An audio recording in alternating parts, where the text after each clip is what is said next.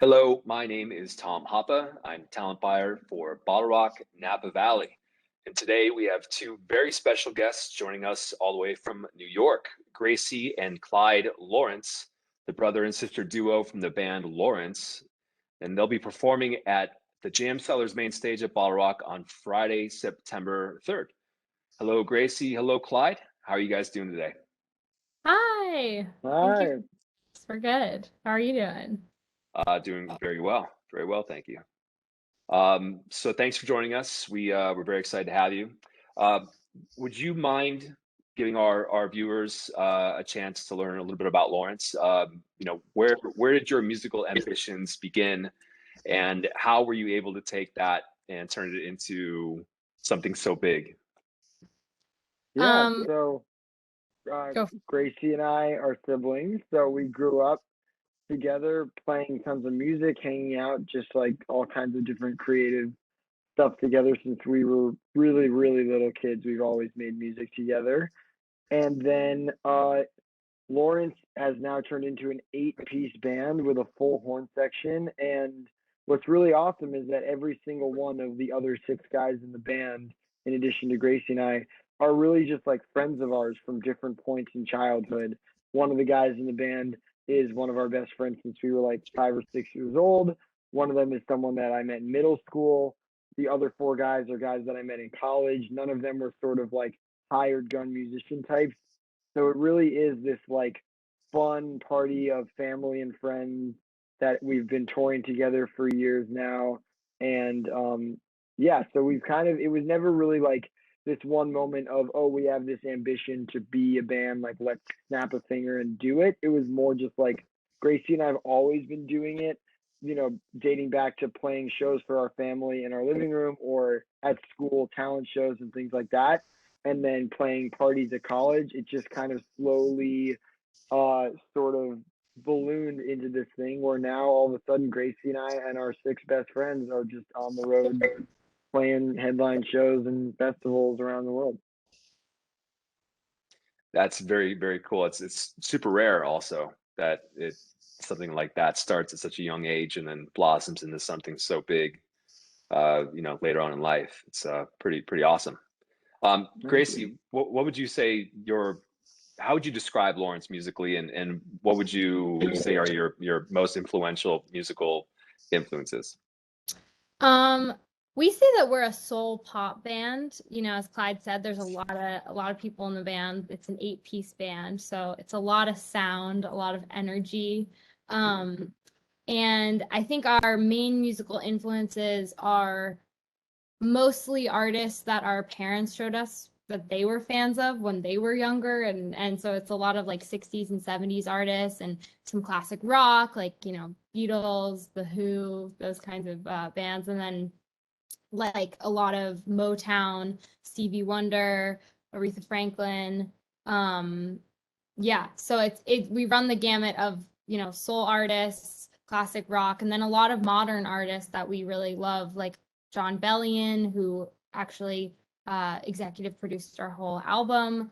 Um, there's just we're really influenced by a lot of like modern pop production, but a lot of the songwriting of um, older artists, and a lot of singer songwriters too, like Carole King and Randy Newman. Some of the greats, of course. Tell us about what people can expect to see when they go see Lawrence play live.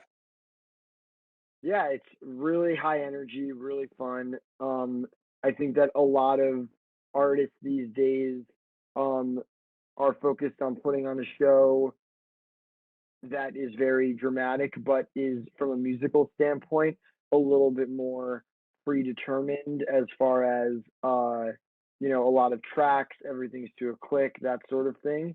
We try to bring all that same drama and theatrics that can come from like a big pop show, but everything is completely live. Um, and that's something that we're really proud of. We figure we have eight people, and even if we can't make it sound exactly like the album, especially as we start to make things a little bit more like production heavy, we are always really committed to finding cool, fun, interesting ways to create a different and awesome version of a live arrangement that involves just the 8 of us playing our instruments rather than any pre-recorded tracks. And, you know, lots of soloing, lots of great musicianship, lots of audience sing-alongs, lots of dancing, lots of goofing around, all of the above. It is a very, very fun show, and I'm very much looking forward to seeing it at BottleRock. So, Thank you. you talk about, you know, what you guys do as a band to get you ready for going on stage. Do you have any pre-show rituals that you like to do? Yeah, so we do a lot of like hands in before the shows, and I think I don't even remember what it is that we say currently like before a show because it's just become such a inside joke on top of an inside joke on top of an inside joke that it's now like I don't even know what the origin of our hands in thing is anymore. But that is what the band does before every show. And then every person has kind of their own thing that they do. You know, we do a lot of like there's a bunch of people in the band who do a lot of like breathing exercises, and then there's me and Clyde who like don't have the patience for that, but like do other things to hype ourselves up. And then, you know, I do a lot of like vocal warm-ups, and so everyone has their little thing. But yeah, I do the very hands in little. hypes us up. What did you say, I Clyde? pretty much, I said I do very little. Yeah. I kind of just like jump up and down a couple times to get the adrenaline going, and then I just like sing one. I'm so bad at vocal warm-ups. I just sing like one note, and I'm like, all right, I think I'm ready, and then I just back up. That's awesome. That's great. Cool. So the rider. A lot of people are very curious about what goes on a band's rider. So can we talk about your rider and what are Absolutely. your top 3 must-have items on your rider? One is Hummus? definitely hummus. Yep, hummus is a big one. Everyone in the There's band like really. Yeah, go disgusting ahead. competition that takes place. This is another pre-show ritual between our 2 saxophone players. We pretzels and hummus is like a staple of our rider. And they do a competition before each show to see how much hummus they can get on one pretzel to like eat. And it's the most disgusting thing I've ever seen in my life. And it's also the most wasteful thing I've ever seen in my life because like half the hummus is gone after because they've gotten like really good at it. So like then the rest So of it's us are like, left how are with you like, gonna go play saxophone for an hour ugh, after eating like the biggest bite of hummus in the world? disgusting. Is that when you see But hummus flying out the end of the horn? yeah, Basically. exactly. But yeah, we definitely go all in on the hummus. It's pretty healthy, honestly. A lot of like nuts and fruit, and we try to get some local beer. Like we have on the rider specifically, like, you know, a 6-pack of beer from like a cool local whatever, in addition to whatever else we want. We A try to cool one that not do we water bottles. We've That's true. eliminated plastic. That's Yeah, we great. try to be as environmentally conscious as possible. A good one that we do have, you're yeah, like there's everybody is aware of the green M&M story where like people ask for green M&Ms in their rider because the whole idea being that you want to ask for something kind of random and specific so that you know whether the venue is kind of on top of their stuff. Um, Or reading it. and or like reading your rider, paying attention to the details, because if they don't put the green M&Ms in that you asked for, then who's to say that they are going to have, you know, secured the light rig that you asked for properly or whatever it might be. That's the idea behind it. We have like a fun thing where we ask for like a logic puzzle or some kind of puzzle as part of our rider. And it's fun because different venues interpret that differently. Like sometimes venues will like print out a crossword puzzle for us. Some venues have like literally given us jigsaw puzzles. Like I have a few jigsaw puzzles that are just like random ones that venues have given us. So And I it's a definitely riddle. think like, yeah, sometimes they'll like someone will like handwrite a riddle on a napkin and leave it on the table. And I just think it is funny how like that's such a meaningless, silly thing, but it is true how like when they do give us like a riddle or a puzzle, we're like, okay, this is gonna be a really smoothly run show because they put the attention to detail into that. I'm making a note to myself right now to get you guys a puzzle.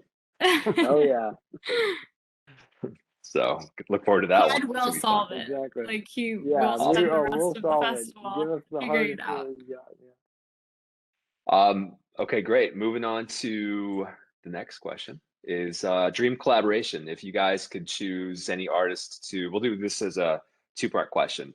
Any artist to record with, and then any artist to perform with, who would that be? Wow. And it could be the same answer, by the way.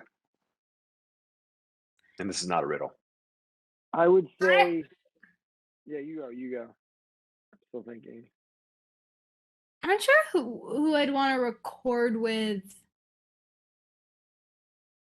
I guess I'd want to perform with either Aretha Franklin or Janis Joplin, just because I mean, not even like when I say perform with, it's really like I just want to like go to a show. But I feel like I'd just be on stage like watching, so I feel like that would be the equivalent. But yeah, I'm really interested in when artists talk or singers talk about performing because what they're feeling, and that it being really connected to the choices that they're making are off the cuff because of how they're feeling in a given moment. And I think we take a lot. We're not, a jam band, but we're certainly people who change, a melody night to night because it's what we're feeling. And so I'm really interested in that. And I feel like Janis Joplin's sort of like the epitome of that as a performer in terms of it being kind of all feeling. So that's like an interesting thing I'd like to see up close.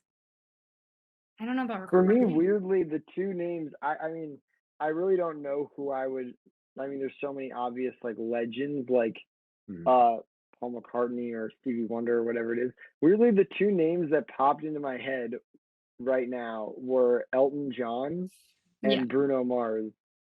Nice. Yeah. Just because I feel like Bruno Mars, what he's doing from a studio standpoint, like he's just really doing cool stuff, in my opinion.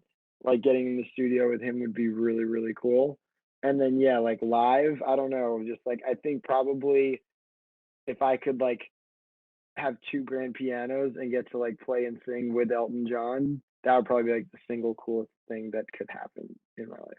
I'll say it for recording, not to brag, but the situation that we currently have, which is working with John Bellion, I think has been pretty ideal. So like it's hard for me to think of a situation that would top that. Yeah, that definitely would have been one of our answers before we got the chance to work with him. Yeah. And we've been lucky enough to tour with many acts that would be dream live collaborations, from Lake Street Dive to Wolfpack to Jacob Collier to, I don't know, the list goes on. But we've gotten the chance to perform with Michael McDonald, Snarky Puppy. Like I was thinking of only people Alan who have Stone. died. Like I don't know why I was only going in like the deep past. Like, yeah, I would say if anyone wants to look it up, we have on YouTube. We did a collaborative set with Alan Stone, and cool. that was pretty fun. He is one of the funniest guys I've met in a very, very long time. He's a character. Yeah, we love Alan. Yeah, hopefully he'll be back at BottleRock this year, next year. We'll see. So, cool. So, Gracie, I don't know if many people know, but you're a pretty accomplished actor, and you, I don't know if it's public knowledge what's coming up for you. I have no idea, but I guess we could just say it and then we'll see what happens. Yeah. I'll let you. I'm gonna be in some upcoming episodes of Billions, the show Billions. That's pretty huge. It's a great show. I think it's on Showtime or HBO, one of the two. It's on Showtime, yeah. Showtime, yep. I binged that entire show while on the rock boat.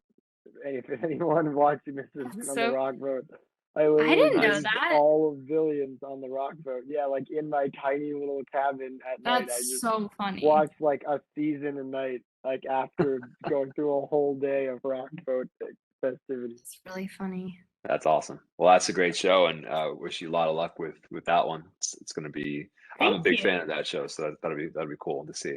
So that leads into the question that if you weren't making music, what would you be doing for a career? I was like welding. I I mean, yeah, I obviously Clyde and I both do a lot of things outside of this band that are other like creative pursuits. I think for Clyde, they're all within Mostly music, music, yeah. but other Yeah. facets of music. For me, I'm really interested in acting, and I was sort of like technically a professional actor before I did music professionally, although like Mhm. for me they were both just things I loved to do. And I just wanted to be involved with them as much as possible.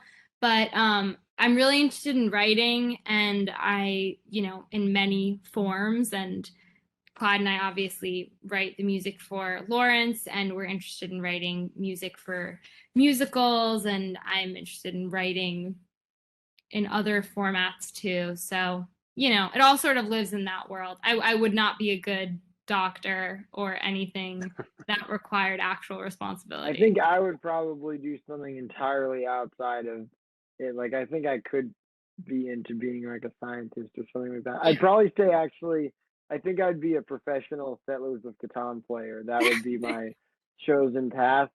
If any BottleRock attendees want to challenge me to a game of Settlers of Catan on the BottleRock lawn over a nice glass of wine, I'm up for the challenge. That's a board game for anybody. Yeah, you might get a lot of challenges after this airs live. He's not kidding I'm though. up for Like, it. he'll do it. Well, I think I'm we the might have to best. set that I up. think I'm the best there is at it. I honestly do. That's awesome.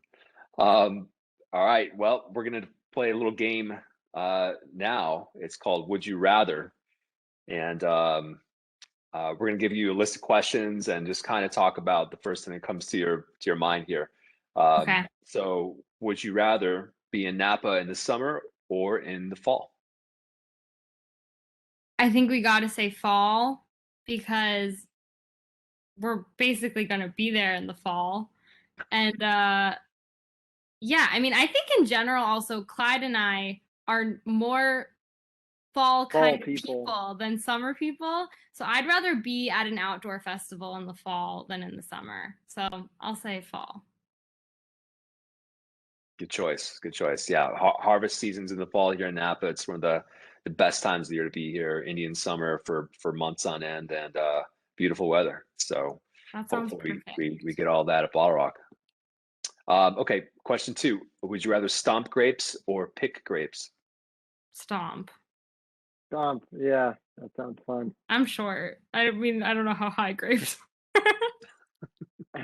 Pretty much shoulder level or lower. I told you I can't do anything except the things I do. Okay, keep going. Stomping's more fun. I would agree. Yeah. So, okay, hot air balloon ride or explore wine country by bicycle?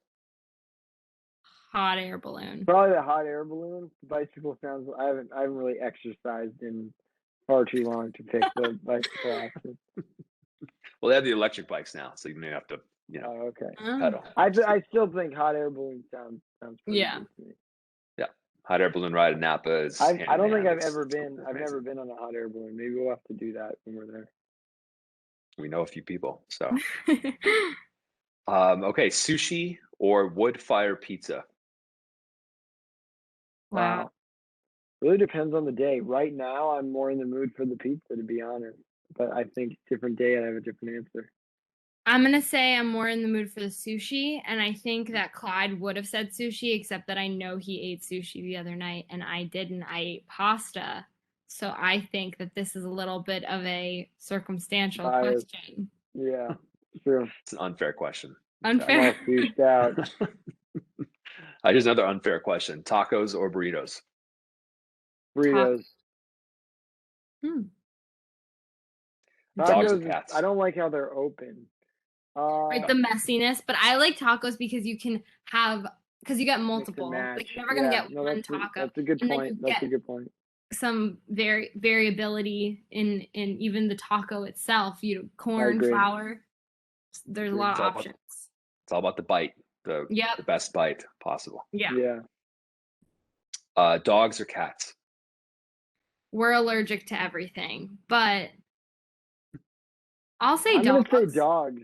Yeah. I'm a new dogs convert. Cody Fitzgerald, who is the guy that I do a lot of my film and TV scoring with, just got a new dog that is so awesome, and it's really converted me on the dog experience. Yeah, I'll say dogs too. Dogs it is. Okay, next question: dinner at home or takeout? Takeout. Yeah. No dishes. Yeah. Yeah. Exactly. Also, like, we live in New York, and that's like, that's an easy one. Okay, follow a recipe or wing it? Wing it.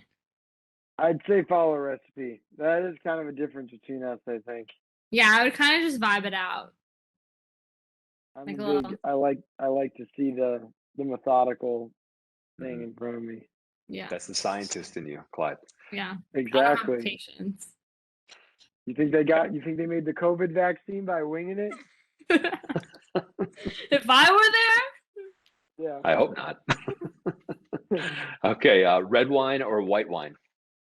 White red. wine. Red, one Yours red, is one white? white. That. Yeah, you know that. I've always been a white wine Right. guy. I'm red wine all the way. There you go. What varietal would you like? Is it Pinot Noir, Cabernet? What do you I you like both of those options. I would probably order Pinot Noir most, I would say. Me too. I know nothing about wine at all. I just always get whatever white wine somebody is recommending to me. Nice. Chardonnay is very well known here. Jam Yeah. Cellars, winery Chardonnay is called Butter, and it's phenomenal. Wow. That sounds great. I'll have that. Summer for sure. water is what we call it here. So Amazing. yeah. Okay, cooking on Culinary Stage at BottleRock or watching the Culinary Stage at BottleRock? Cooking, I'd say. I think that we are. Yeah, I think we're doing that, and I'm very excited about it. I'm not That's gonna be guarantee that it's gonna go well or that anything's gonna taste good that we contribute to, but I always still does. would like to be up right there in the action. Yeah, actually, over agree. my shoulder right here is Macklemore and Ryan Lewis cooking with Martha Stewart on our Culinary Stage, which was quite a Amazing. pairing. Yeah. That's amazing. Wow, That that was is a fun so one. funny. I don't Yeah. think I'm excited to find out who we're getting paired with. I don't know if we found that out yet. We'll make sure to That's get you a gonna good be one. cool. So, do you have any chefs that you enjoy? That's a great question. I wish that some of the other guys in our band watch the Food Network like religiously.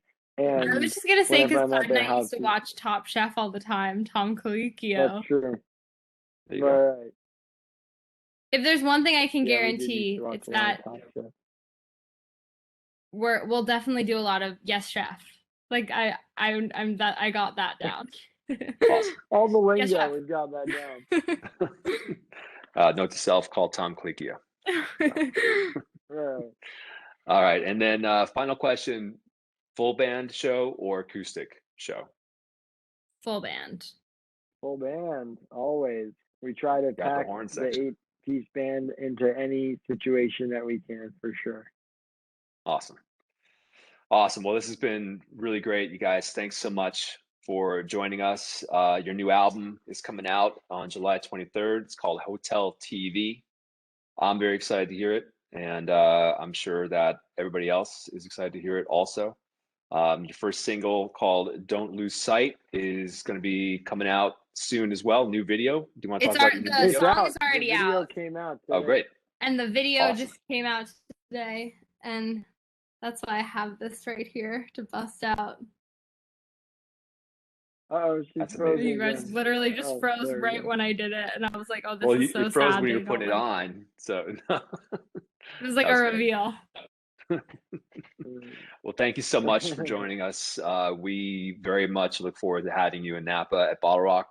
And any last words? We'll see you there. Thank We you for can't having wait. us. We have heard only the best things, and it's going to be so special. And someone Awesome. challenged Clyde to a Settlers of Catan game. We'll make Both it of- happen. All right. Thanks so much.